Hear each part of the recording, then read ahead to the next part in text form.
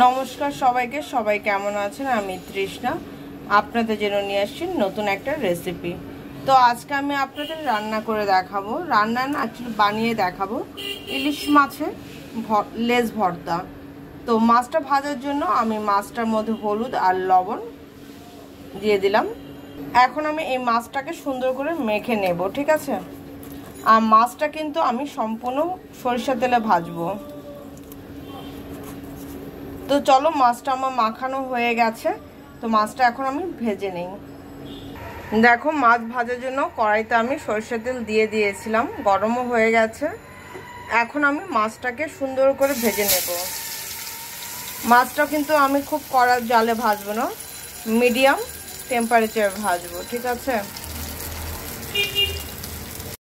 দেখো, মাছটা কিন্তু আমি খুব সুন্দর করে ভেজে নিয়েছি। এখন আমি মাছটাকে আগে বেছে নেব। তো আগে বাছি, তারপর আমি কিভাবে কি করি না করি সেটা তোমাদের সাথে শেয়ার করছি।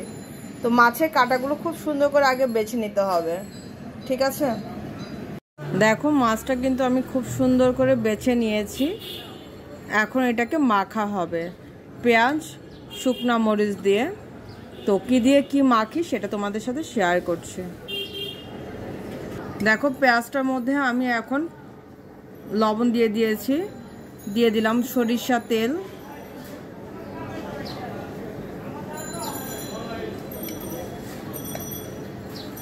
তো পেঁয়াজটা আর লবণটাকে আমি সুন্দর করে ডলে নেব। দেখো, সাথে আমি শুকনো মরিচটাও ডলে নিচ্ছি।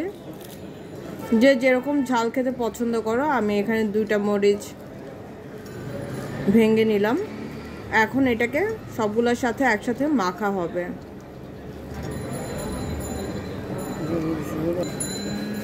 দেখো, সবকিছুর সাথে কিন্তু এখন মাখা হচ্ছে। তো মাখাটা হওয়ার পর তোমাদের সাথে ফাইনাল লুকটা আমি শেয়ার করছি। তো এই হচ্ছে আমার ফাইনাল লুক।